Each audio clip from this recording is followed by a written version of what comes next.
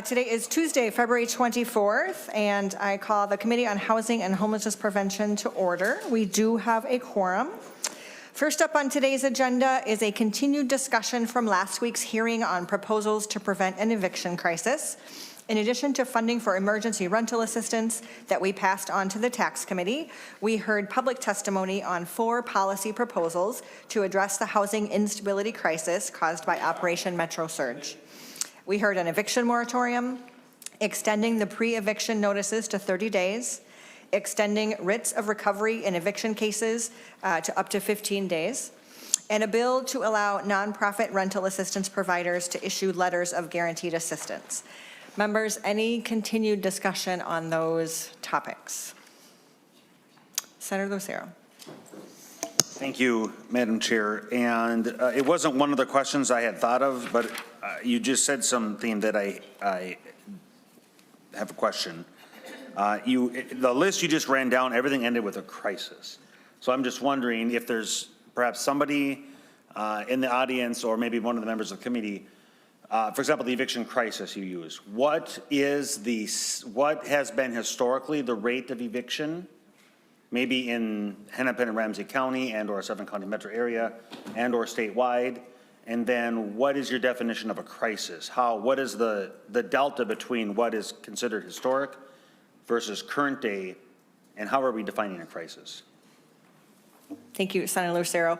I don't know if we have folks in the audience who perhaps maybe want to speak to that. I will just say from my standpoint, I don't have those numbers in front of me. I think we could potentially get those, but I think, you know, Mr. Dahl, would you like to step forward? I would, while you're coming forward, would just say, we heard quite a bit of testimony last week about what Minnesotans are experiencing, and maybe just at this point, Mr. Dahl, if you would introduce yourself and proceed with what you could share. Sure. My name is Michael Dahl, and I'm the Public Policy Director at Homeline, statewide tenant advocacy organization. And pre-pandemic period, actually going back a couple of years from that, the number of evictions was about 15,000, not all of them being residential. I think it was more like 13,000 being residential evictions. Right now, we're at a number of around 25,000 per year. Senator Lucero. Thank you, Madam Chair. And when did that number creep up? Was it, I presume it was immediately after the moratorium was lifted for COVID era? Mr. This is, I'm sorry, Madam Chair, Senator Lucero. This, I don't have the details on that, but I think that it was before COVID was even in our sites, that we were holding steady at around 13,000 residential evictions. And that was Senator statewide, Lucero. Madam Chair. Is that statewide? Mr. Dahl. Statewide number, Okay. Madam Chair, Senator Lucero. Senator Lucero. Thank you, Madam Chair, and thank you. That's all I have for that. So, yeah, there is a number of drivers in our economy in Minnesota, these economic forces that, and not just economic, there's many forces that are feeding into this. COVID certainly was one of them. The lack of supply is another, and the lack of supply and the increased demand is obviously going to drive up price. But then you have a number of other forces that are increasing the price, and as prices are rising, that is obviously going to impact. So I appreciate that number. So I guess I don't necessarily have anybody specific in mind, but as we were listening to the multiple bills, any other members in mind, because I think most people that testified last week are probably not here. But in the bills that we did hear, so this would be to any of those chief authors or co-authors, I'm seeing most are members of the committee. But they are pertaining to ideas of delaying eviction for, I think it was 30 days, delaying the writs of recovery for 15 days, as we heard. The non-payment of rent redemption, so I think you mentioned that, so it could come from another source. But one of the common things that I'm seeing then is this delay in eviction under the umbrella of wanting to help. And I think everyone on this committee, we do want to help. We don't want to see people get evicted. And I think we all agree that a stable house, whether it be a rental or a foreclosure or home ownership, they're all they all impact negatively people. But then coming forward, while we might agree that it is certainly adverse, as policymakers, when I'm hearing these bills, it's incredibly frustrating. Because having government come down and prevent eviction for 15 days or having a blanket 30 days, it is absolutely not allowing for the reality that that doesn't solve the problem. It actually exacerbates the problem. It just moves the problem. Think of a bubble, and it just grows the bubble. If we think of this bubble as the number of evictions, and if government comes in and just prevents or delays the evictions from naturally taking place, all that's happening is it grows the bubble, so the problem grows, and it just moves it downstream a little bit. And as policymakers, that isn't good for us. So I had a list here, and this would be for any of the authors. The drivers of what is causing rent to be more expensive. There's not just one, there's multiple contributing factors. There's property tax. So in the case of renting, so whether it's renting a home, renting a multi-unit single family of several hundred, property taxes make up a portion of the rent that's passed on. And so we as policymakers, as we pass more mandates down to the city, county, and school district levels, they have to pay for those. They then levy the property, so increase property tax, and that in turn gets passed on to the tenants. That is a driver that isn't even touched on whatsoever by having an eviction moratorium. The cost of insurance. Every one of these buildings needs to have some kind of insurance. And as insurance is skyrocketing, if we put a blanket, you can't evict somebody for non-payment of rent, well, that property tax still has to be paid. If people are occupying a unit and not paying rent, and we are blanket delaying removing them to get somebody in who is paying, the landlord still has to make the insurance payment. So who's going to pay for that? Where does the money come from to pay that property tax bill? Because you can't put a moratorium, or can we? Madam Chair, would this committee and the members on this committee be, if you're going to have a 30-day eviction moratorium, would you be willing to delay property taxes then for a commensurate period of time? Or can we expect to not pay the insurance company if the housing provider is not collecting the revenue? Can we as government say, well, we're just going to allow the insurance company to not receive payment, but we're going to expect them to continue to insure the building? There are downstream impacts to this. So if we're not going to do that, then who's going to pay for the premium as we're putting this moratorium on? When you think of the labor costs and the materials costs of more of these mandates that we're putting down, I just want members of this committee to think about when you're submitting these bills for consideration, you're delaying the ability of the landlord or housing provider to occupy the unit with somebody who's paying so that they can pay the bills that are required. And so if we prevent people from getting evicted, but we're at the same time not going to prevent property tax and other bills to be paid, then those costs are spread around to the other units, the other tenants in that unit who are paying. So there are units, there are apartments where people might be paying $100 more per month because government has prevented the housing provider from evicting the person who's not paying. So just think about that. Those that are paying rent are paying higher rent and are subsidizing the person who's not paying rent because government won't allow the housing provider to evict them in a timely manner. That's the reality. And so those are my comments just in totality on these bills.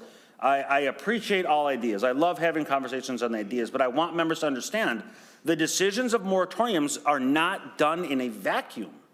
And there are downstream real impacts that either dissuade more people from building in an area, that creates a greater hardship or less of supply in the already shortage of supply, or it increases the cost on those who are paying.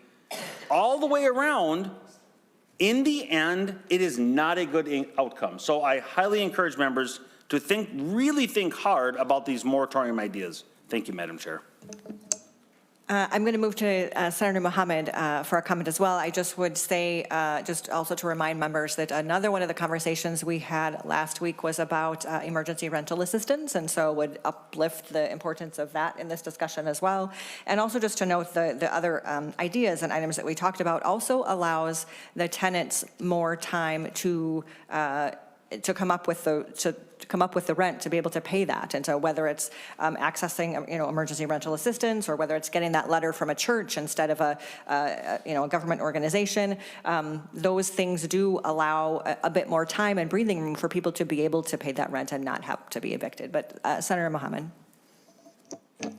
Thank you, Madam Chair. And I think Senator Lucero said a lot, so I won't comment on all of it. But I will say, I think he said something along the lines of when members are submitting these bills, I want them to think about X, Y, and Z. And I think it's important for you to know what I think about when I submit these bills. I think about the mother who is pregnant, who can no longer go to work, doesn't have income, and the government needs to step up and help her because her child deserves a place to call home. I think about the thousands of Minnesotans who showed up during the Metro Surge and said, I am going to raise millions of dollars to make sure people are housed. I think about the small businesses that are shutting down, or the restaurants who have smaller menus because their cooks can't come and are shutting down, and therefore those folks still need to pay for rent at the end of the day. I don't think we're in an ideal place where we can argue what can be done, what can we do. I think we're in a place where Minnesotans have stepped up, have done their work, and now are asking us to step up. And yes, let's talk about how expensive the housing market is. It's because of Donald Trump and his tariffs. It's not because of us. Tariffs are the reason why things are so expensive. And so we have a lack of shortage of housing, and yes, we need to build more. And yes, we need to make it easier and more accessible for folks to build. But in the immediate moment, right now, we need to pass rental assistance to make sure that people can pay for rent in 6 days. That's important. And I feel like we sit here sometimes and we look at the same issue, and people can really come out of that situation with like two very different perspectives. And I think it can be frustrating for people, but I'm so frustrated for the people in our community, for the people in my community who have stepped up, who've done so much work to take care of their neighbors, to show up for each other. And I think in this body, we ought to do more. Thank you. Thank you. I'm going to go to Senator Gruenhagen. However, I just want to say after that, I'm going to move us to our agenda for the day, because we do have items that we want to get through. If we need to come back to this conversation, either at the end of our time today or at a future hearing, we can certainly do that as well. Senator Gruenhagen. Well, thank you, Madam Chair.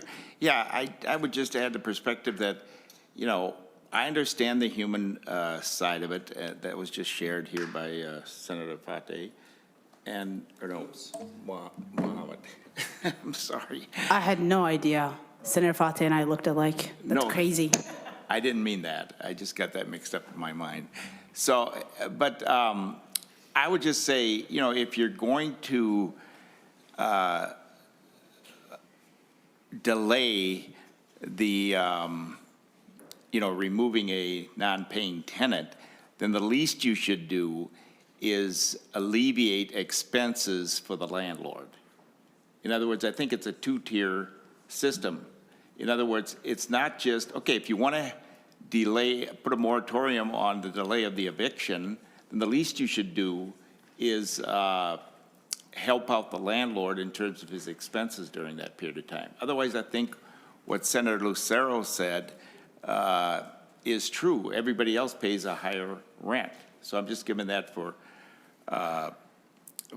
information. The other thing I'd say, last meeting we had the lawful amendment that was defeated, and I do think we get some federal funding in this for housing in this committee, and I think with the current administration, you are endangering that funding or delaying it if we allow that funding to be used, federal funding to be used for illegal immigrants.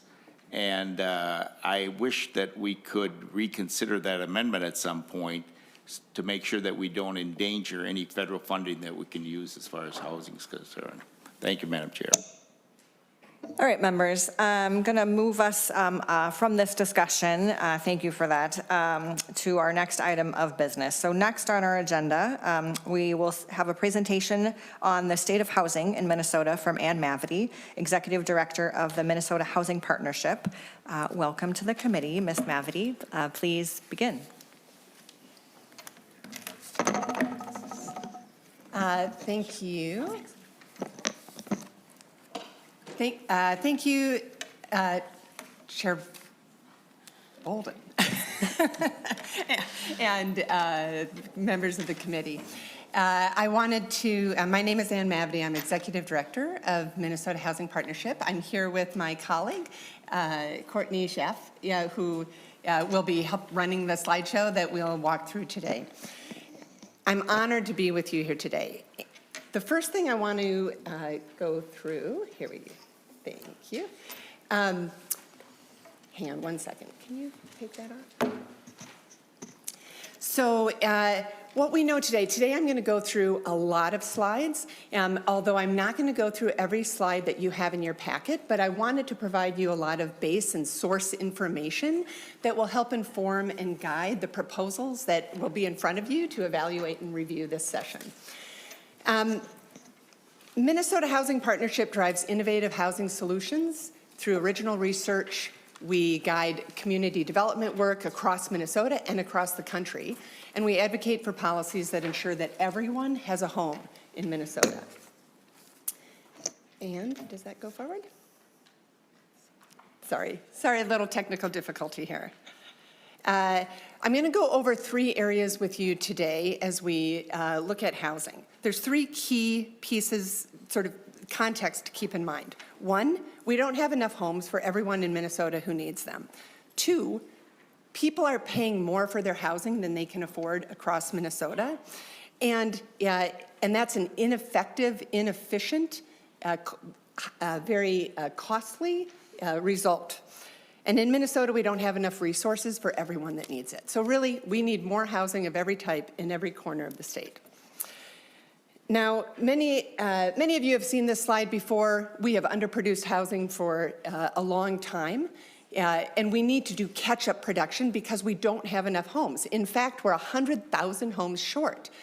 This particular slide is from the St. Louis, Missouri Federal Reserve looking at Minnesota building permits. It's a leading indicator to say, where are we headed?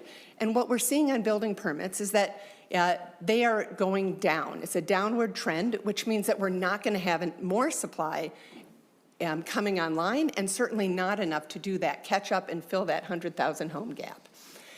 Similarly, there's other data that shows that supply will drop precipitously over the next several years if we don't do more work.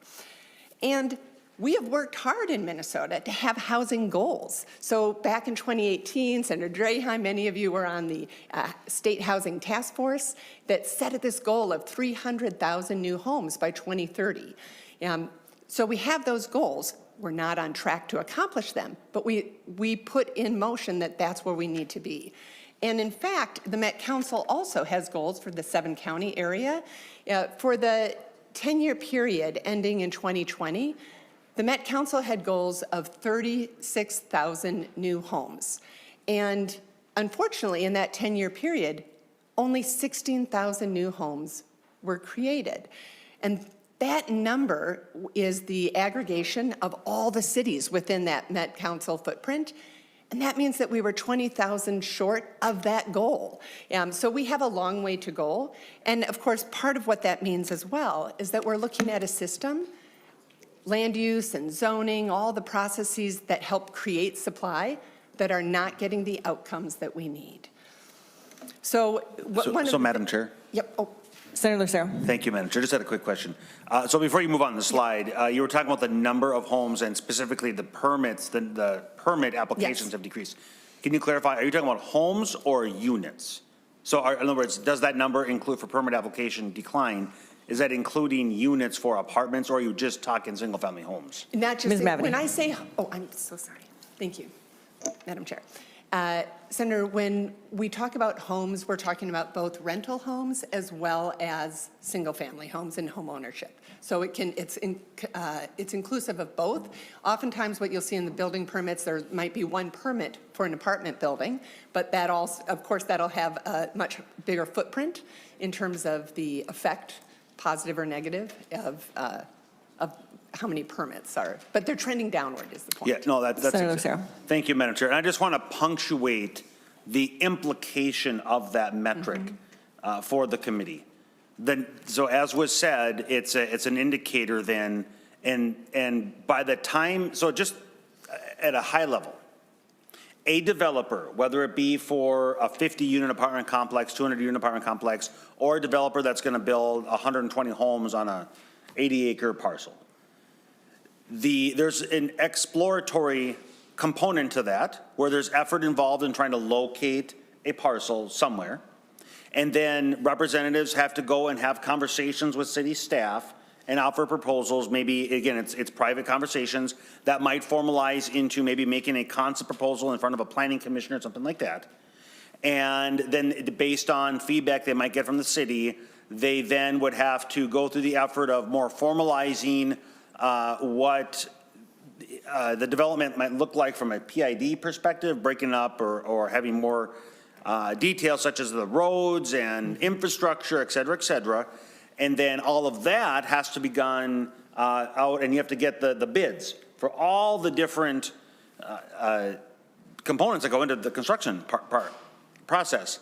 So my point is, from conception or the earliest part of a conversation, generally speaking, it's about 2 years from that earliest conversation all the way until when a unit is completed, the certificate of occupancy has been issued, and people can move in. So if we're seeing the decrease in the permits, the part that I want to punctuate is that means for the next 2 years, there's going to be a reduction in the number of units coming online. And even if we create some incentives, whatever those look like, it's going to be 1 to 2 years before new units would even come online. So I appreciate that, and I just wanted to specify that this is the number of units, whether it be apartments or homes. Right. But regardless, it is an important metric, and it's a shocking and startling metric, and it's very alarming. Thank you. Ms. Mavety.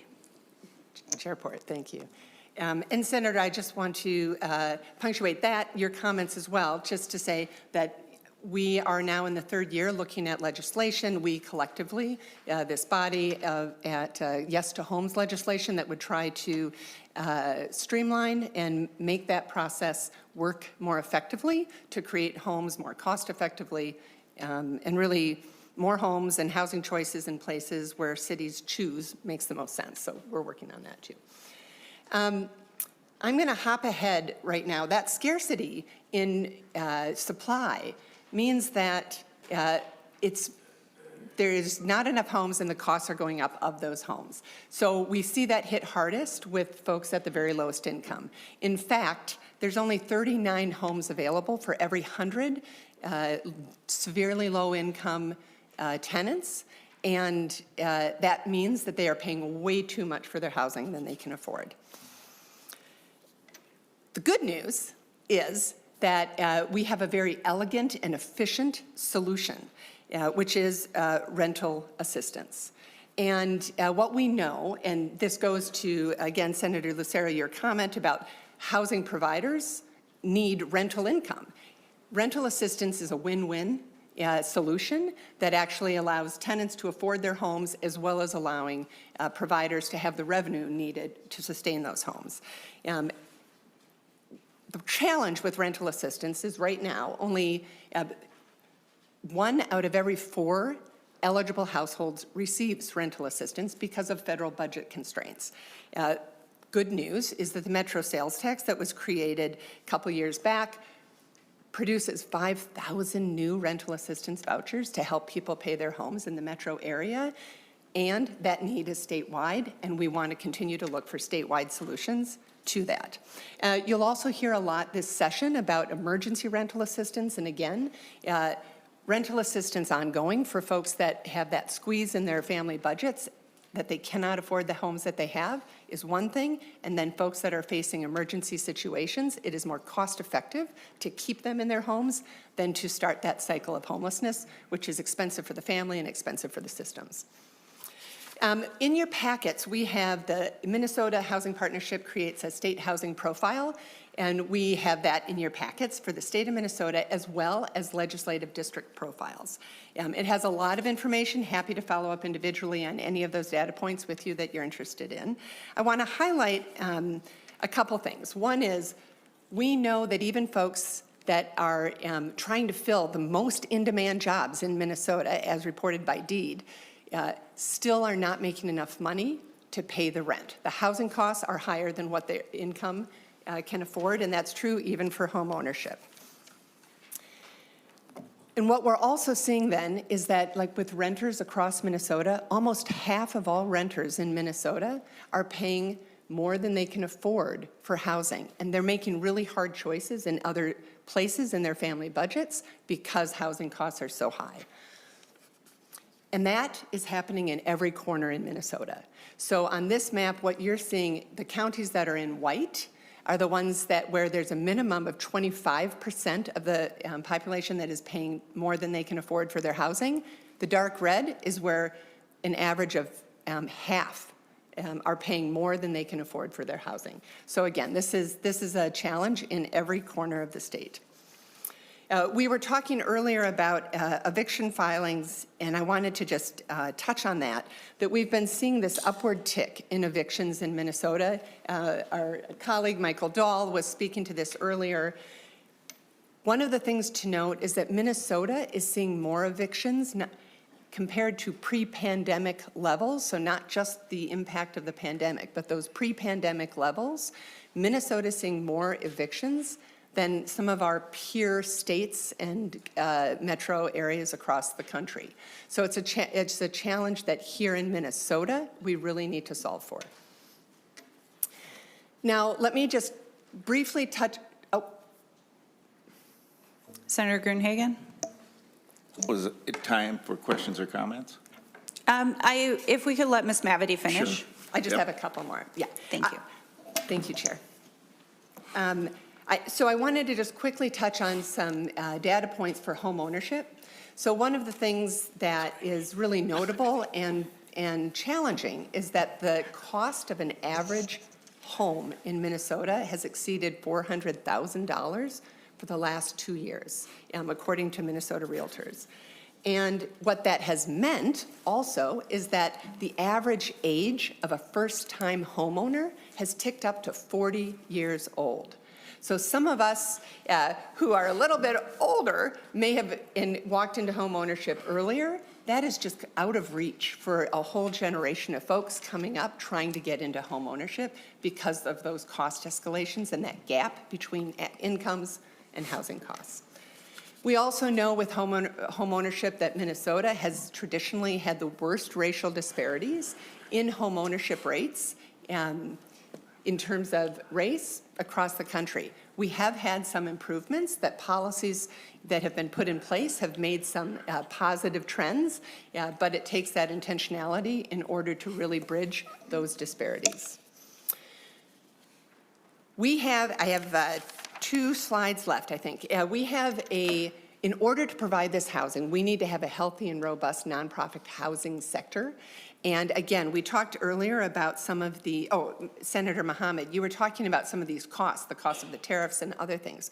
What we're seeing in our nonprofit sector is that this escalation of cost increases from property insurance to security costs, service costs for supportive housing, all of those things were never written into these budgets and are squeezing our nonprofit providers, and they really need to be healthy in order for us to deliver the housing that's needed.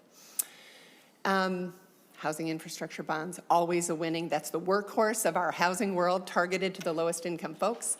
And with that, I'll just say, we have a great success story to tell about generating new revenue for housing. The state housing tax credit, which is now in its 4th year of a 6-year program that is set to sunset.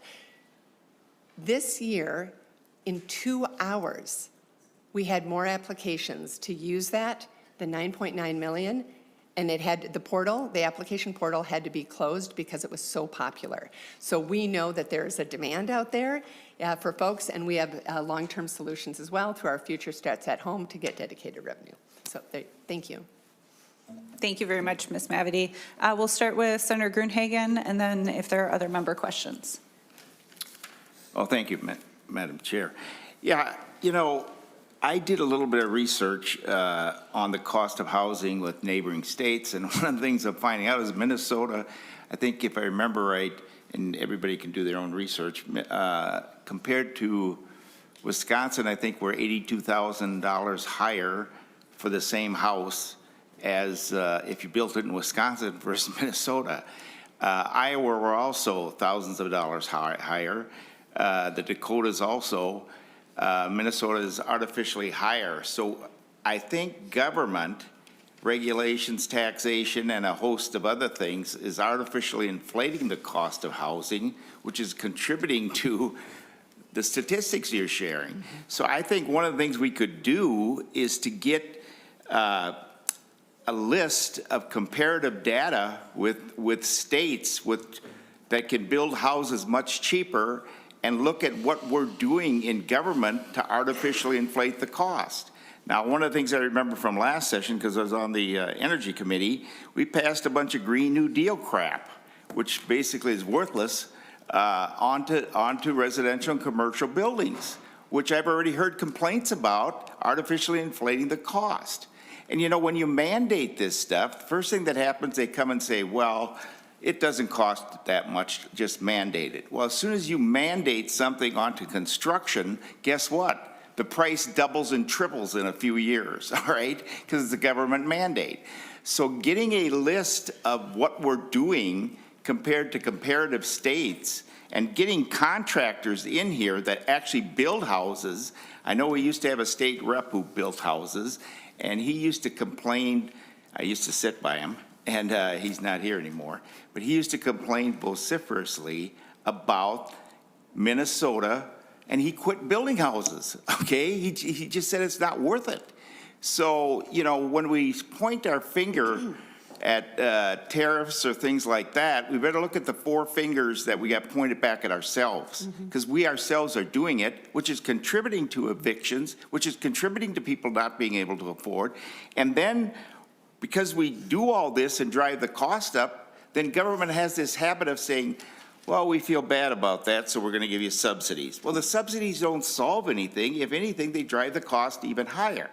So, you know, it's a little bit like government is like a fox chasing its own tail around a tree, all right? Guess what? That's why we have the goal of, 300,000 units or whatever, and we don't even come close, because government sets goals and then passes a bunch of laws and regulations to defeat the goal. And I think I could include the Met Council on that also. So we need comparative data. The other thing is, look at states that have built enough housing, okay? What are they doing compared to us? We got 50 states. Some states are doing just fine. Let's compare and find out. Again, talk to the home builders, get comparative data, and we could solve this problem relatively quickly, in my opinion. Quit passing stupid mandates onto building that don't amount to anything. Start with the Green New Deal. Thank you. Ms. Mavety. Yes, Chairport, Senator Gruenhagen. Thank you for your comments on this. And I think that while there's a long list, one of the things about housing is there's never one solution. It's a multiplicity of levers that are needed to create more housing supply. Last year in this committee, I believe it was last year, that we actually brought in someone from the state of Florida to talk about, because they've done really well in sort of loosening up some of those regulations to allow for a lot more supply of housing to be created and built. And one of the things coming out of those conversations is this Yes to Homes legislation that's really looking at, I think it's the Starter Home Act it's called, that's really looking at how do we make sure that government can get out of the way when needed to allow that the market to really respond to what the need is in ways that keep cities absolutely in the driver's seat to say how do we want our community to look like and have choices and not tie ourselves up in a pretzel as we're trying to build new housing and get stuck in a lot of processes that are slowing that down. Senator Gruenhagen. Just a quick follow-up. No, I agree with you, and I was going to use Florida as an example because they are growing exponentially in terms of their population, and yet they're meeting their housing needs. Their housing costs aren't exploding like they are in Minnesota. So again, we need to look at ourselves and what we're doing and do some comparative data from these states that are addressing that need and get residential home builders in here and say, what do we need to change to quit driving the cost up and reducing the amount of houses that we have? Thank you for those comments. You'll be delighted to hear we have been doing that work, and we have a bill to address that, as Ms. Mavity said. Senator Lucero. Thank you, Madam Chair. I am looking at the graphic that has the average age of first-time home buyers. And I'm seeing here that it goes back to 2010, and for the most part, it was pretty steady at early 30s. I see 31, 32, 33. But you only go back to 2010. Do you have information that goes back maybe to 2000 or maybe 1990? I'm sure we can get that information for you. I don't have it at my fingertips at the moment. Senator Lucero. Thank you, Madam Chair. And so I just throw that out there and I suspect, my hypothesis is it'll probably go down into the upper 20s, maybe 26, 27, or mid 20s. And but from what we have here, we can see that it was the 30s. And I just want to highlight that it is, for people to start their life, I mean, think of where people are at when they're in their 30s, right? They want to start a family. They want to start saving for retirement. They want to start saving for their children's college. And if due to cost, they are having to be crammed into an apartment or something that their growing family can't fit into, and they can't, so 40 years old, the average age to buy their first house, think of all the downstream impacts that that's going to have on families' lives and savings abilities and asset growth, generational wealth. That is really startling and shocking. The other thing I want to just briefly mention, I was going to ask a question, but I won't ask the question. I'll just make a statement. But the tariffs, we've heard tariffs being the driver. Certainly there's going to be impacts to new construction. But we know that new construction isn't the only thing experiencing cost increases.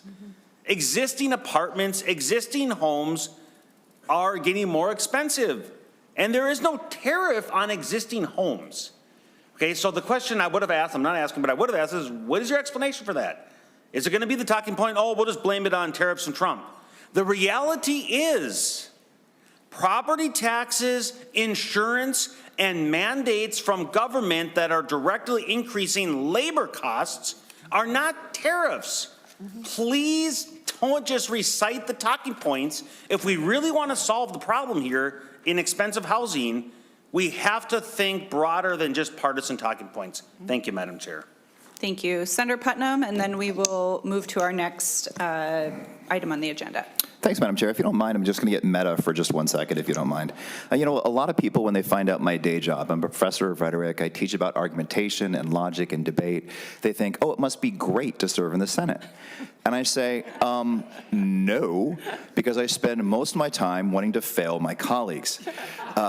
So I do want to just for a moment say that we have seen some remarkably poor argumentation today.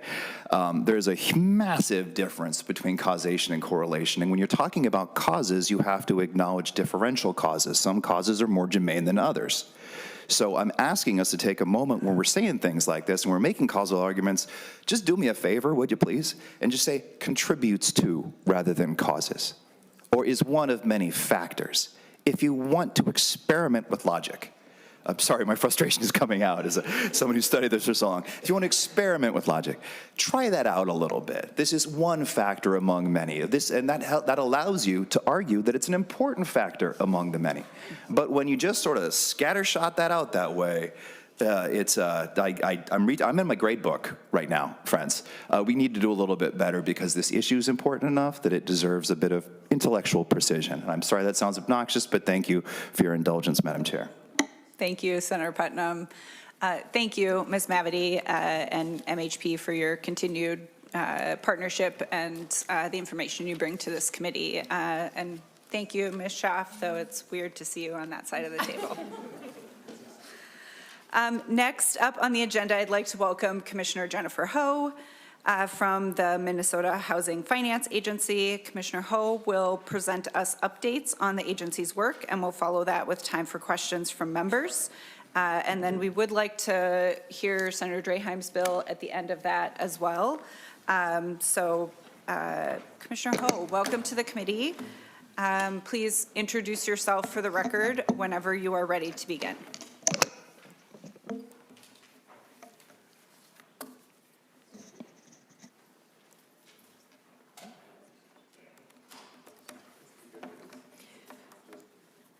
Chair Port and members of the committee, my name is Jennifer Ho, and I am the Commissioner at Minnesota Housing. I'm here with Dan Kitzberger, who's my legislative director. I'm also here with other staff from my terrific policy team. So just faces that you will seek out if you're looking for technical advice on bills as you craft them or any other matter when I'm not here. Pleasure to be back with you again. A rousing start for me to this session, but just thank you for the opportunity to come and present some agency updates.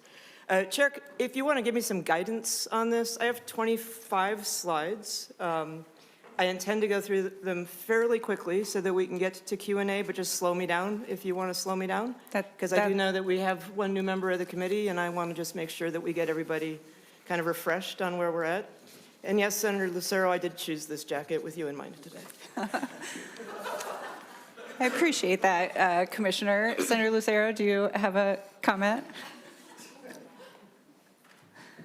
I've got a bunch of jackets planned for later in the session.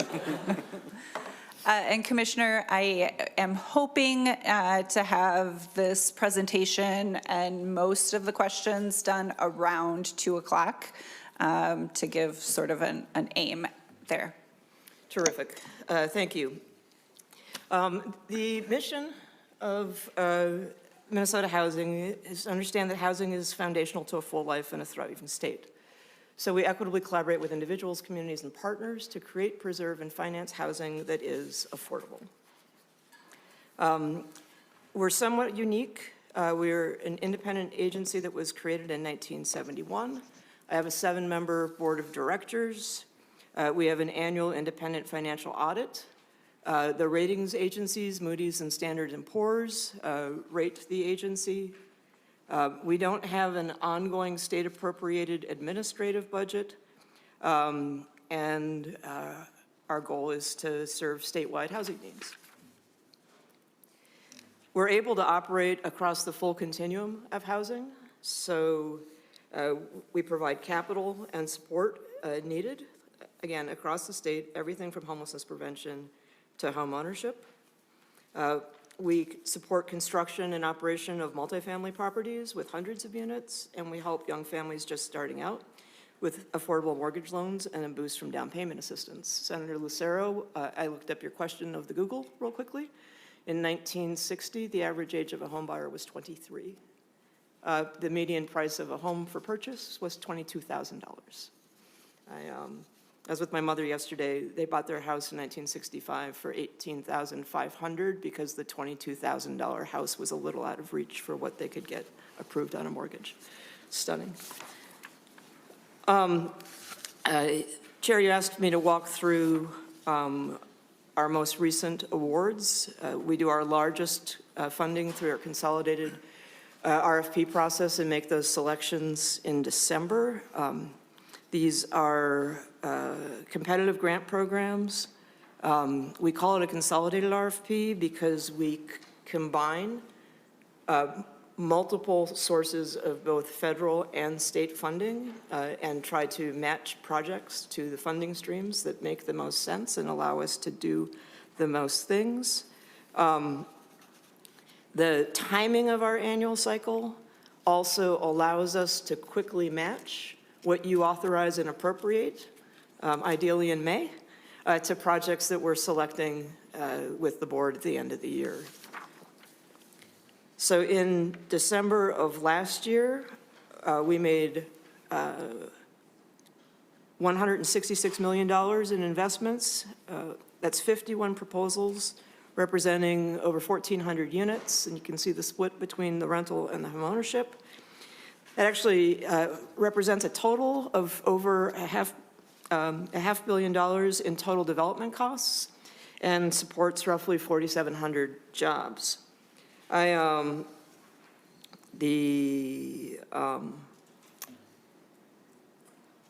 think I'm going to skip going over detail about just the specific funding streams. So if you take a look at this map shows, in a somewhat blurry way to my eye, the way in which when you take a look at our selections year after year after year, how it accumulates, but also a mindfulness that we're always having around whether or not we have good geographic spread between different parts of the state, which we can't completely control because we can only fund proposals that come to us, and we don't always get proposals from every region of the state. In addition to the annual consolidated multifamily and single-family RFPs, this is just a sense of the other RFP selections that we did in 2025. So a range of programs, some of them longstanding programs, some of them newer creations, especially from the 2023 legislative session. And I think, yeah, I think that's good. This is a ribbon cutting of Goldenrod Glen in Big Lake. If you take a look at slide 11, just we get out there and celebrate all of the investments in construction or in preservation and rehab. It's great to get out there with the developers and oftentimes the businesses and the communities that support the production of these units. Of the $1.3 billion that the legislature put in play in the 2023 session, 90% of those dollars have been committed. Some of these are for construction projects, so you know, it takes a while between their being selected for funding from us, being able to close on financing to start construction, and then the whole construction period through which they draw down payments. So the tails on some of the money spent are longer than the commitments, but we've got more than 90% of the funds committed, and about 40% of the funds have been spent. The programs that aren't construction, but programs like family homeless prevention and assistance and down payment assistance, those have been spent. And we estimate that over 70,000 households have benefited or will benefit from spending and selections thus far. And compare that to what our base funding was prior, that was around 16,000. So certainly the impact of the 2023 investments for Minnesotans is significant. All our competitive RFPs are oversubscribed, which means that we have a lot more organizations asking for a lot more money than what it is that we have available to put out there. So this is just an example of the amounts requested versus the amounts available across these 5 different programs. I want to just highlight a couple. This is downtown Virginia. The greater Minnesota, I don't know why the screen's cutting off the titles. Do we have any sense of that? No, okay, well, we won't try to troubleshoot that right now. This is the Greater Minnesota Housing Infrastructure Program that you created, round one. Eligible entities were cities, counties, and tribes.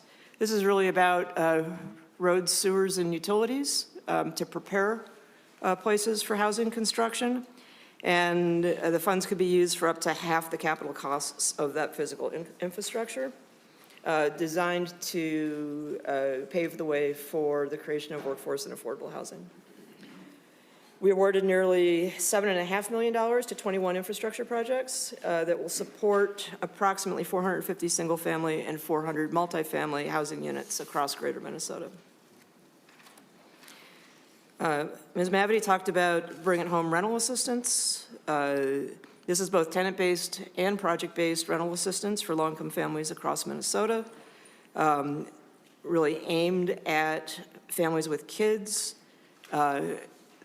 at 30% of AMI or below, but the threshold is slightly higher at 50%. Selections for July was $123 million over a biennium to 50 local, regional, and tribal administrators. Contracts are being executed, and the first voucher was issued out of Stearns County just a few weeks ago. So excited to see that money in play.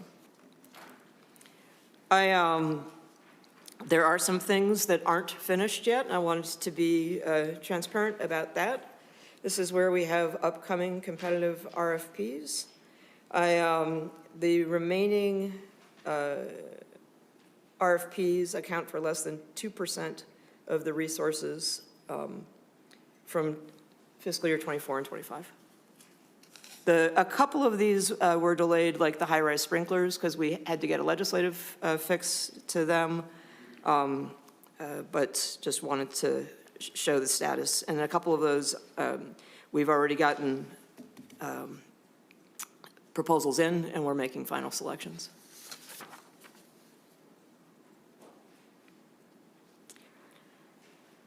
So, historically, the agency has paid for the administration of state appropriated dollars without needing to come to you for an appropriated budget.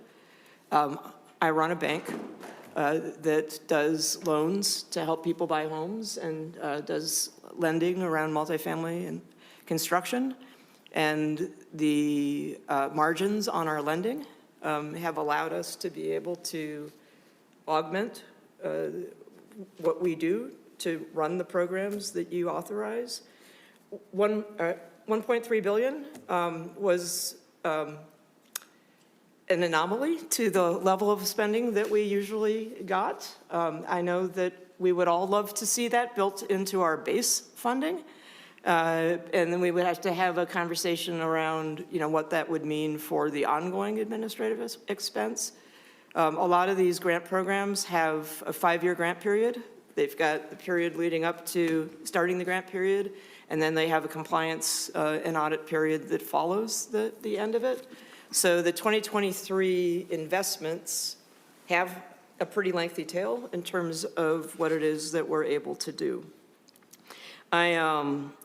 We looked at just the agency operating costs, our admin costs associated with running state appropriations, and that's what you see there in the bar chart, with the 2026 figure being an estimate. Chair Port, you asked that I talk about reports to the legislature. Slide 19 shows you a list of what I'm sure has been stimulating bedtime reading for all of you since we started this annual cycle last October. And most recently, we submitted the 2025 program assessment report. We'll be talking about that in the House committee later on this afternoon. One of the reports I really want to highlight is that last session you asked us to do a preservation framework for the targeted stabilization of regulated affordable housing. We have yet to find an acronym that captures the richness of that title, but we did get that report over to you. It was an important partnership with the developers and operators of affordable housing and other entities that finance it. We did a lot of engagement in the creation of it. It had a public comment period, and we've received a lot of positive feedback about the comprehensiveness of what the framework covers. Of course, you know, as things have evolved just even over the course of my tenure in terms of market conditions and other things that we've been discussing, you know, we know that that the framework isn't kind of just a forever document. Very interestingly, in the creation of the framework, we realized that the agency in its past had done 2 other preservation surges, if you will, and there were documents that we could pull back, and even some staff who had worked on those preservation documents in the past had forgotten that we had had these periods where preservation was an important push in the past, but it was definitely time for a refresh on that. I think one of the key takeaways is that there's not a one-size-fits-all solution to preservation needs, and that it really needs to be looked at portfolio by portfolio and oftentimes building by building, because the historical financing that went into buildings and what that requires understanding it at that nuanced level to understand what some of the solutions are in order to get buildings back to having a positive cash flow, or certainly not a negative one. Slide 21, another ribbon cutting. This is Hilltop Cottages in Pine City. Just wanted to celebrate with our art here. You asked that I talk about the governor's proposal for housing infrastructure bonds. We have a $50 million proposal to start the conversation this year. I will point out that the governor's requested since I started with him in 2019, $1.1 billion, and the legislature has authorized $560 million in that time frame. All the 2024 and 2025 housing infrastructure bond authorizations have been allocated. There is a little bit of housing infrastructure appropriation that we carried into this year that we intend to use in manufactured housing RFP. We did not do a manufactured housing cycle last year, so there's a little bit of housing infrastructure appropriation left. And as I mentioned before, if you were to authorize 50 million or whatever amount this session, we would be able to attach it to projects by the end of the year. Just a reminder that the housing infrastructure bonds are really a Minnesota innovation that responds to the fact that GEO bonds can only be used where the housing is publicly owned, and therefore only about 5% of all housing is eligible for GEO bond use. And I think it's just been a really critical part of our being able to do the level of investment that we do in manufactured home communities, single family, and multifamily. This slide just gives you the range of things that, that housing infrastructure bonds or appropriations can be used for. I'm cruising here. You're going to get lots of time for questions. And I really just wanted you to see the level of housing infrastructure at work. I get to go see it every time we cut a ribbon. But take a look at the number of units going back to the creation of housing infrastructure bonds in 2012, over 10,000 units, over $2 billion in total development costs, and the economic activity that that represents in communities across the state. My notes tell me to do a little happy dance on this celebratory slide, so. As I like to say, I'll take the easy questions and Dan's here for the hard ones. Thank you very much. We'll start with Senator Housley. Oh, thank you, Madam Chair and Commissioner. I just, on slide 22, where you're talking about the housing infrastructure bonds, and all of 24 and 25 authorizations have been allocated, but none went to the manufactured housing infrastructure. What was the reason for that? I was just curious that they got nothing. I have to practice protocol. Chairport, Senator Housley, my first time out this Commissioner. session, so it takes me a moment. The annual appropriation for that program is small, and the work of an RFP is big. So it made sense to do it with a full biennium of funding as opposed to doing smaller annual rounds. Senator Housley. Madam Chair, so 2026 request in the 50 million, there's room there? Commissioner? Chair, Senator, yes. Okay, thank you. Next on my list is Senator Draheim. Thank you, Chair. Thank you, Commissioner, and I love your jacket. So it's about time someone gives Lucero a run for his money. What I wanted to talk about was capacity building grant program, and online on the eligibility uses and who's eligible to apply for these grants. You have local governments aren't eligible, and according to statute, they should be. So just wondering if you could explain why under 462A.21, not that anybody cares, it does list local governments are one of the bodies or types of entities that could apply for those grants. And then when you go to your website, it shows that they're not eligible. So I'm just wondering, what am I missing on that? Commissioner, Mr. Kitzberger? Chairport, Senator Draheim, stump the commissioner. Doesn't matter that I've been here 8 years. I do not know the answer to that question. But what I do know is that local units of government tend to have the capacity to operate, what they do. But I think we might have to, we're going to look that up, and I'm going to answer that question in a little bit, So, if I could. Senator Draheim. thank you. And you have to remember, I don't have Minneapolis in my district. I have small towns.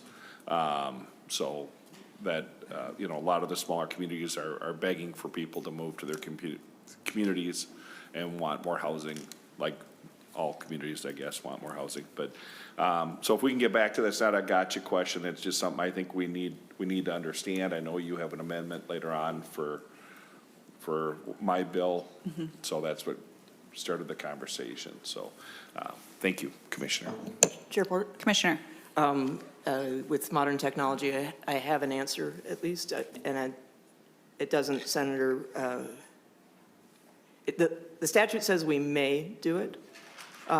It doesn't say that we must do it. And we have prioritized non-governmental entities, but I appreciate the point you're making, and I'll take it back to the office and we'll talk about it. Senator Draheim? Thank you. I think it's important to include them as an option, so I will have a bill to change that.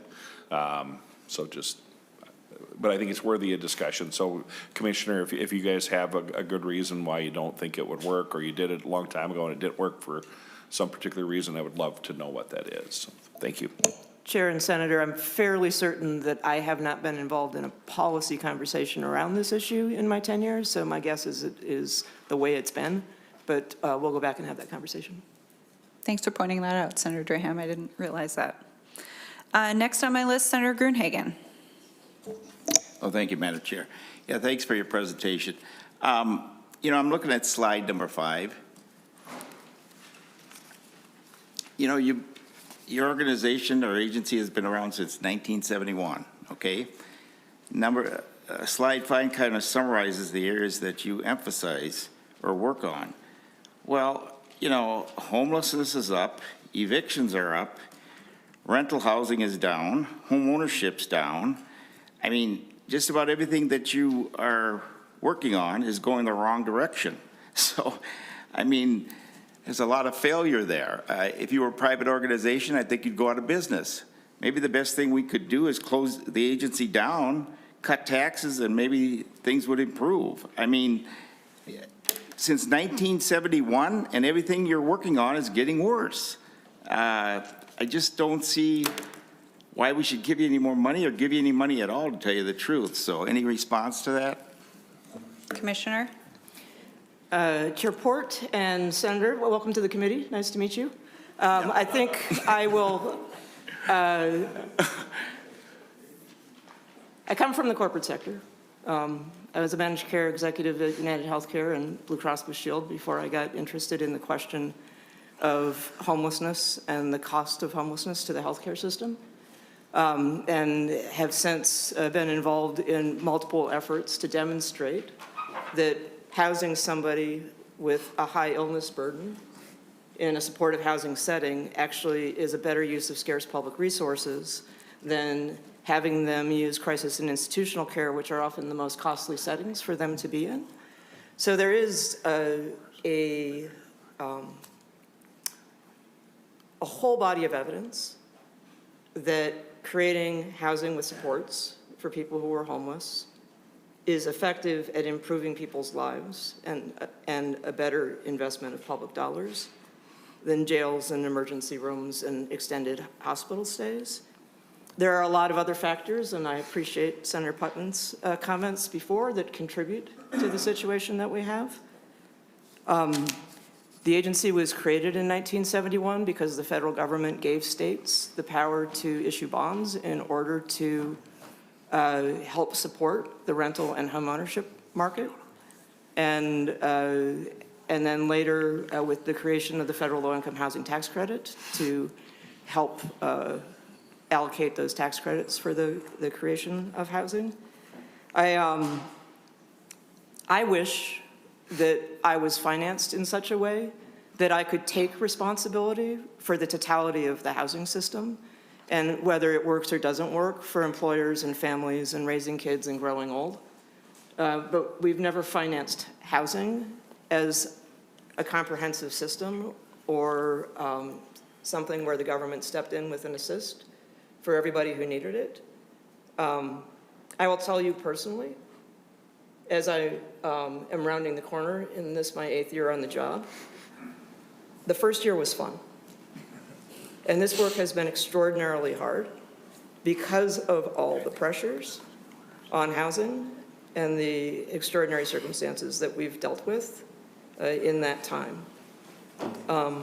If I had imagined the first time I came to this committee that this was the period through which I would be the commissioner, if I had been told in my interview what was going to happen, I might still be an independent consultant. I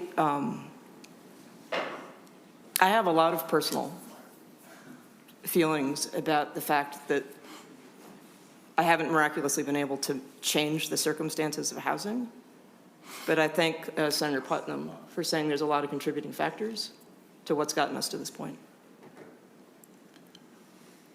Thank you, Commissioner. I will also note that during the time of the agency, we've seen every year sharp declines on the federal government's investment into housing based on what they were making in the 60s and 70s.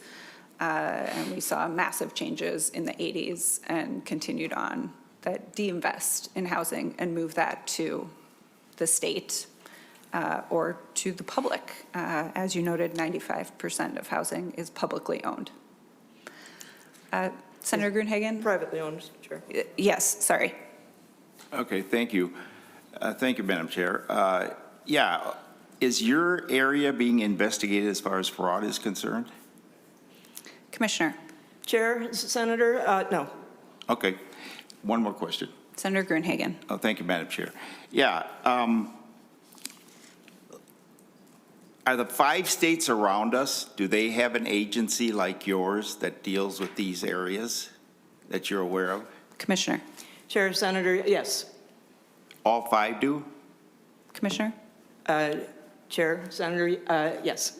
Senator? Every state has a housing finance agency that were all created at about the same time when Congress gave states the authority to issue bonds for the purposes of improving the rental and single-family market. I am the chair of the National Council of State Housing Agencies, which represents, I want to say maybe 56, because New York and California, of course, have 2 each, and then we have the territories as well. So I regularly meet with those of my peers who participate in national activities and federal policy development for state housing finance agencies. And so I've worked closely with some of our neighboring states. Senator Gruenhagen? Oh, thank you, Madam Chair. Yeah, thanks for that. So if you work with all those different states, is there any state or are there several states where where what you work on as listed here, where things are actually improving rather than going the wrong direction? Commissioner. Chair, Senator, there tends to be a lot of alignment in terms of the challenges that we face. There are certain parts of the country where the population growth and the cost of housing, both of those factors are both larger. I don't know how to say that right. Their supply-demand issue is more out of whack than ours, and the average cost of a new unit of housing, it's more expensive to build. We see that a lot in the coastal cities on both the east and the west coast. But there's not a single person that has my role in another community who thinks they're ahead of the curve on meeting the housing needs of their state. Okay. Senator Draheim. Thank you, and just to add to the conversation, thank you, Commissioner, and thank you, Chair. One of my trips to DC, I went to our friends at HUD and had a meeting, and it was a undersecretary, and there was like 8 people at the table, and I was very excited. And me, a lot of security to get in the building. It was crazy, but ugliest building I've ever seen, in my opinion. Kind of ironic, but it's all cement. It looks like it could be in Moscow, you know, just ugly. Brutalism, sir. It is brutalism. Yeah, it is.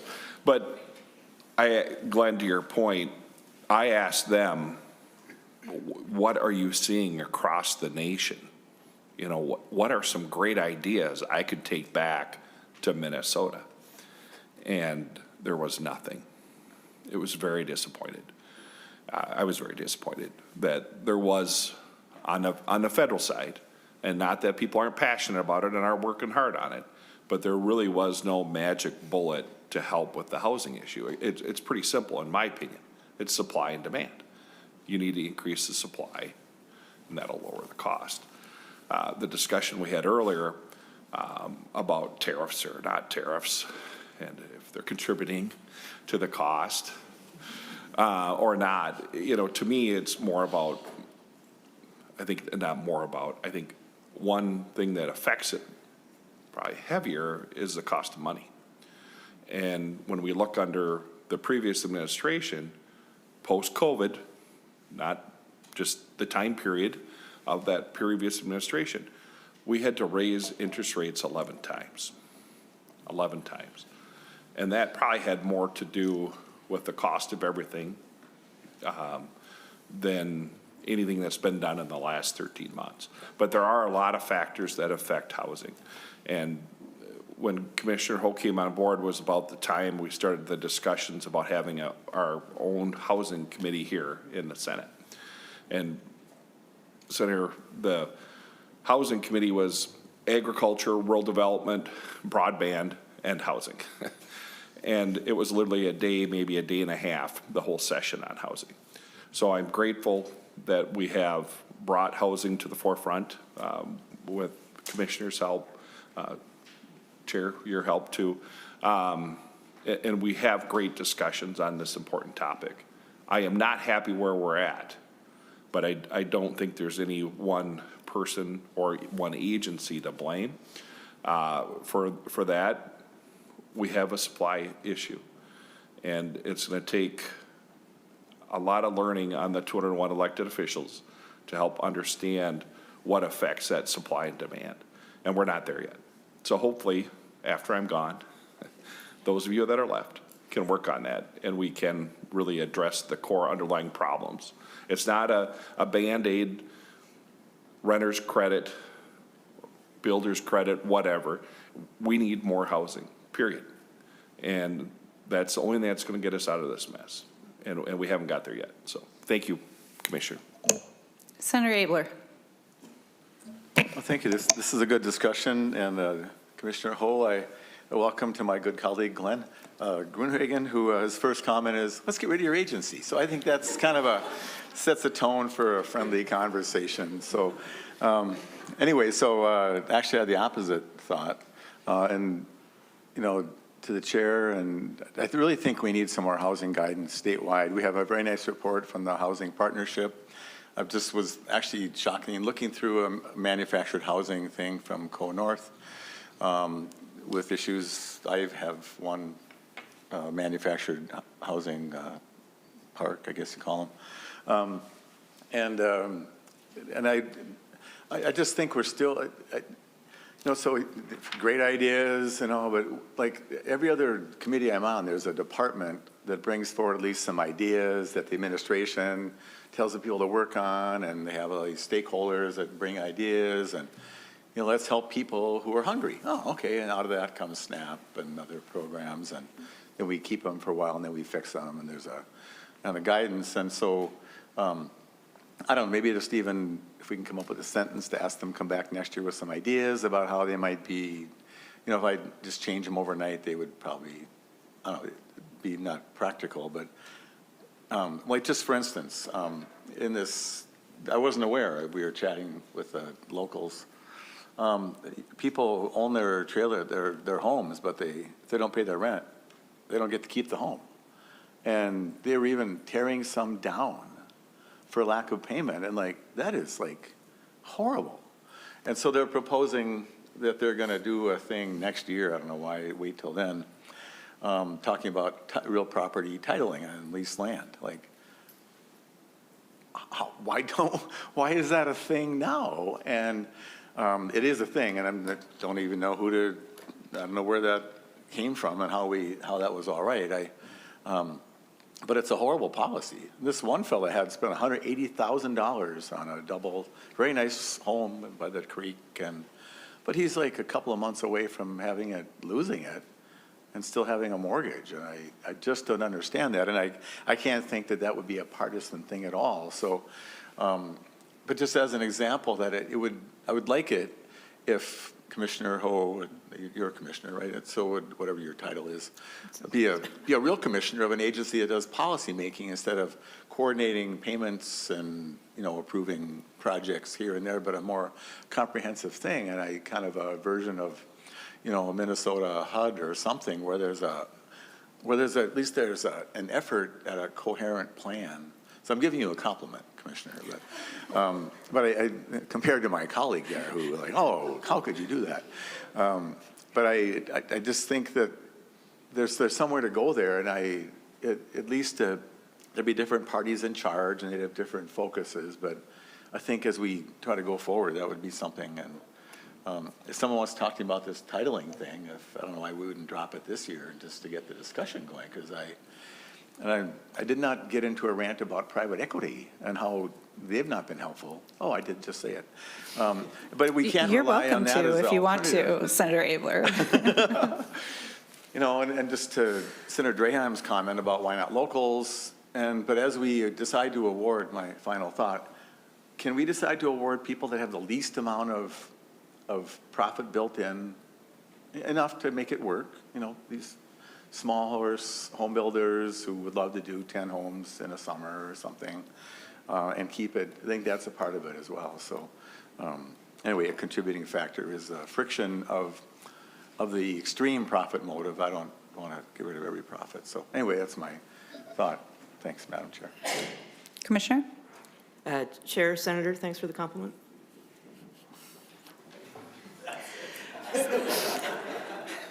Senator Gruenhagen, quickly.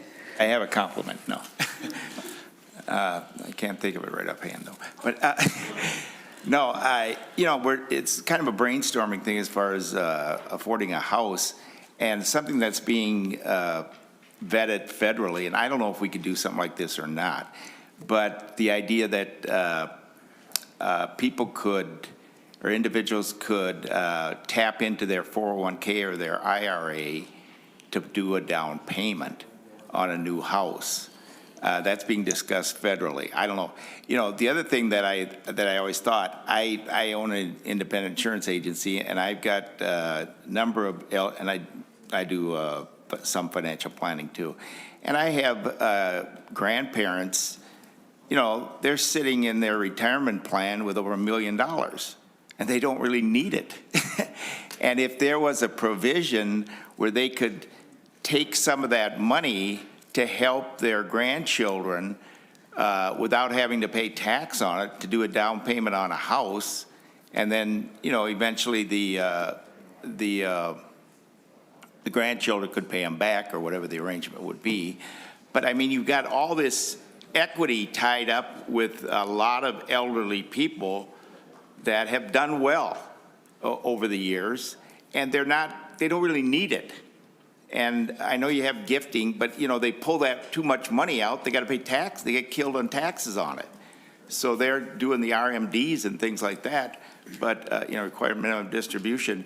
But I don't know if we as a state could do anything. But I'm just saying there's a lot of money available that could be helped intergenerationally to help people acquire a home in a very difficult situation right now. Just a thought, just throwing out food for thought. So. Any response, Commissioner? Chair, Senator, I'd be happy to have a conversation with Commissioner Markwart at the Department of Revenue around his views on that and the federal policies versus where the state would have discretion to move. I think that would probably be a tax policy question and not a housing policy question, but I'm happy to have a conversation with him. Commissioner, Mr. Kitzberger, thank you very much for the work that you do. And I do think, as was mentioned several times, our committee does have a deep history of bipartisanship. Housing affects all of our communities, and that's been a place we've been able to find a lot of ability to work together, and we appreciate the agency's commitment to that. Thank you. If you're able to stick around in the room, we may have questions for you on the next bill. Senator Draheim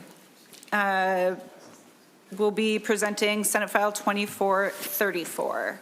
Senator Draheim, whenever you're ready, you can begin. Thank you, Chair Port. And for Senator Abler, there is a bipartisan group that works on some of the issues you talked about, especially with manufactured homes. Good group, talks about issues like that. So if you're interested, talk to Coran. Thank you, members. Senate File 2434, Chair. Do we want to do amendments first, or? Yeah, do you have an author's amendment? I have the A3, Chair. Senator Draheim moves the A3. Would you like to describe that for us? It adds an effective date. Any conversation, members? All in favor, say aye. Aye. Aye. The motion is adopted. Senator Draheim, I also have an amendment. The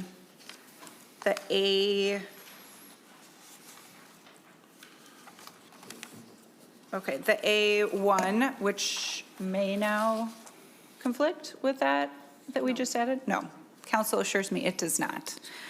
The A1, which should be in members' packets, ensures that this is about appropriations made after 2020, from 2027 on, so that we're not going back to try to weed this out between previously made appropriations. And I'm treating this as a friendly amendment, so thank you, Chair Port. And members, any other questions on this amendment? All in favor say aye. Aye. Aye. Opposed? The motion is adopted. And then the A2, which we also talked about, Senator Draheim, capacity building grants don't live anywhere else in statute. So if we make the changes in your bill, they would just need another place to live. So this just puts them in statute kind of on their own. Any, Senator Draheim, any comments? No, I support the amendment. Members, any questions? All in favor, say aye. Aye. Aye. Opposed? The amendment is adopted. Senator Lucero? Thank you, Madam Chair. I didn't get from the beginning, what was the intent or the motion for this bill? Are we laying it over? Are we moving it on? The intent is to lay it over for possible inclusion. It doesn't have to go anywhere else. Senator Draheim, to your bill. Thank you, Chair. It could go to finance. No? Okay. I don't think it has to. Thank you, Chair. That was my attempt at a joke, and we've been trying to do jokes, so thank you. Thank you, Eric. So this is a bill, kind of a little out of frustration, to be honest. We put a lot on the agency. We put a lot of new programs on the agency. We have thrown a lot of money at the agency, and good or bad, doesn't matter. It's what we did. And, you know, as you know, Chair, you hear a lot of grumblings from a lot of people that are affected by what we try to do for the people we're trying to help. And I think what we're attempting to do here is to treat an agency that's very unique and does good work. But there's part of it that needs to be treated like every other agency. When we appropriate funds to specific programs, I think there needs to be a clearer line between how the banking side is operated versus the programs overall are operated. So the attempt of this bill is to do that. So I could stand for questions. I could have nonpartisan go through the bill, or I have a recap here. I think we all do, in which each section does, with a little modification, mainly from the last amendment. What would you like us to do, Chair? Let's see if members have questions or would like a walkthrough. You should have all gotten a nonpartisan sheet in front of you. Folks have questions, comments? And I think, and I don't know, we really didn't touch on it too much in the overview from the agency, but my business hat would say they do a great job of using the interest from their loan portfolio to fund the good work with the rest of the programs. I just get upset, and I think other members on the committee have been upset on some of the programs not getting out the door, and we can debate why. There's a lot of factors. But when we look at how much the appropriation interest was, in 25, it was 57 million interest on the appropriations that we did. So that's a lot of money, and hopefully that money will be used for quote unquote good. But I think when we appropriate money for a specific use, it should go for that use as soon as possible. And I know there were some growing pains with some new programs, et cetera. But I hope in the future this will help the agency with clarity on kind of the accounting of the funds. Well, I will just say, Senator Draheim, I appreciate you bringing this bill forward. In the past, as was in the commissioner's report, historically at the legislature, Housing Finance Agency got between 5 and 15 million on an average sort of biennium, sometimes up to 50 million, and that was very exciting. And that's a very different ballgame than $1 billion like we did in 23. It is my hope that that is not an anomaly. I think we have real needs to invest in housing, and I think the urgency of those needs are starting to bubble up here at the Capitol, and there is a move to make housing a bigger priority at the Capitol. And I think the more that we invest, the more this committee needs to be engaged in that sort of understanding and oversight of where all that money is. And housing is incredibly unique in that it takes a very long time to spend some of the money, and it should be invested and interest earned on it. And, you know, those taxpayer dollars are precious, and we should grow them while we can. So I appreciate you opening this conversation. I do think it's something that we have a commissioner and agency that is willing to work with us and, you know, envision what the partnership between this committee and the agency is moving forward. Because I agree with you that it requires a different level of oversight when we're talking about the amount of money that we're talking about now. So I'm grateful for you bringing this bill. I appreciate starting the conversation. I do not expect this will be the last we'll hear of it, and encourage, you know, members to be curious in this space. Senator Lucero?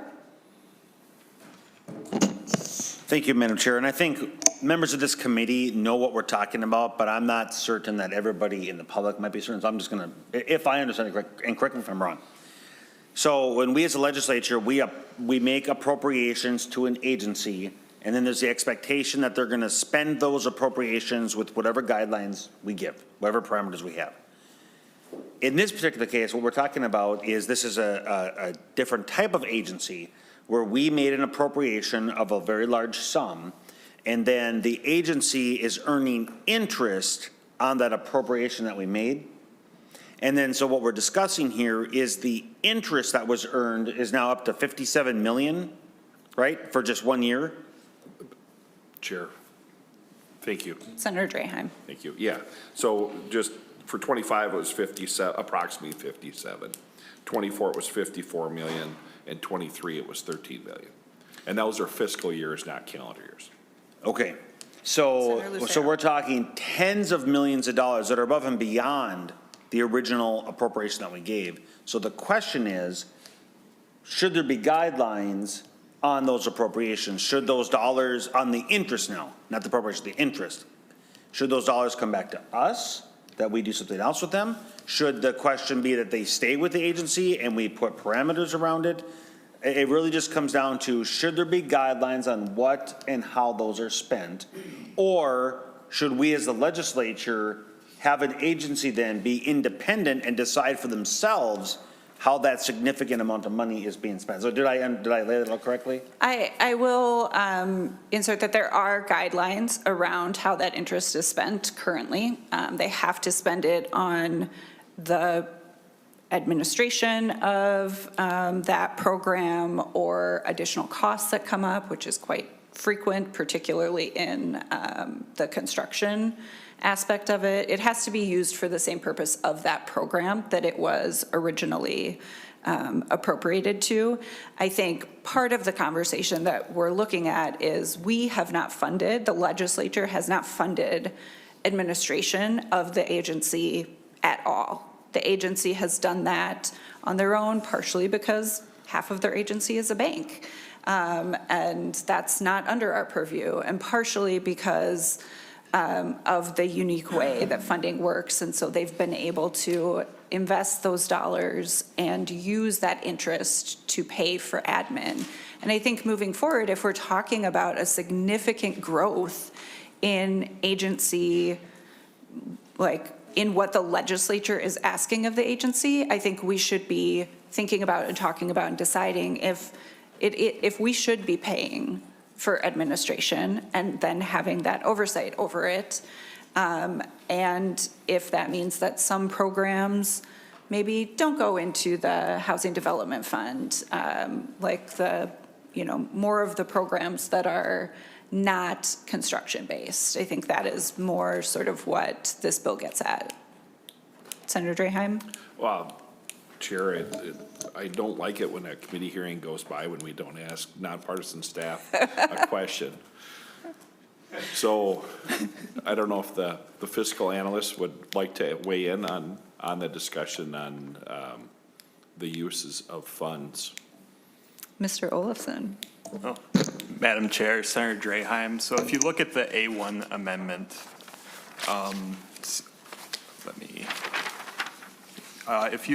so lines 1.21 through 1.25, so this basically gets at what the interest earnings going forward after July 1, 2027. So the costs and expenses necessary and incidental to the development and operation of all programs funded by state appropriations may be paid from the aggregate earnings from investments from the Housing Development Fund prior to periodic distributions of earnings and separate accounts to be used for the same purpose as the original appropriation. So as Senate File 2434 as amended, beginning July 1, 2027, appropriations from the Housing Development Fund could continue to be invested depending on how the legislature determines which appropriations should be from the Housing Development Fund. Appropriations from the general fund to the agency would no longer be automatically transferred into the Housing Development Fund as Senate File 2434 as amended is currently before us. And the legislature could decide to give the agency administrative retention from those appropriations. And I guess also looking on 2.9 through 2.13, this is another thing just reiterating earnings from investments of any of the amounts appropriated to the agency are appropriated to the agency to be used for the same purposes of the respective original appropriations after payments of costs and expenses necessary, incidental to the development and operation of the programs. So that kind of gets to where the interest would go going forward. Senator Draheim? Thank you. Members, any other questions? Senator Housley. Thank you, Madam Chair. Is there a reason we couldn't pass this to go to the floor? That way we can see how these amendments are incorporated into the bill and have it engrossed? I think we're going to lay it over for possible inclusion in the omnibus. And the reason? I'm just curious. I was hoping we could get this somewhere. I appreciate that. We are not passing anything directly to the floor that has fiscal implications at any point right now until after the forecast comes out. Okay. Thank you, Madam Chair. Senator Draheim, any final comments? Oh, Senator Abler. Well, just I respect you're not sending it. I'm not part of that debate. So, but just there is an opportunity for staff to make an unofficial engrossment that then people could read it through if you would ask them to do that. Thank you.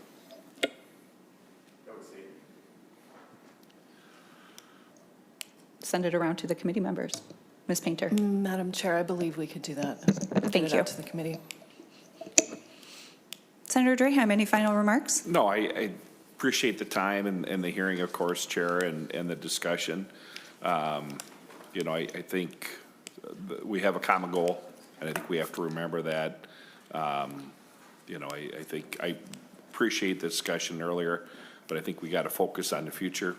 And I think this bill is part of the future. So thanks for the time.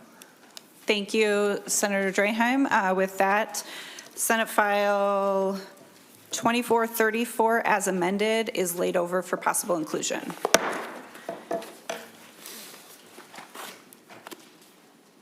And with that, members, the committee will not plan to meet this coming Thursday. Our next hearing is next Tuesday, March 3rd. And there is no other business before us today, so this committee is adjourned.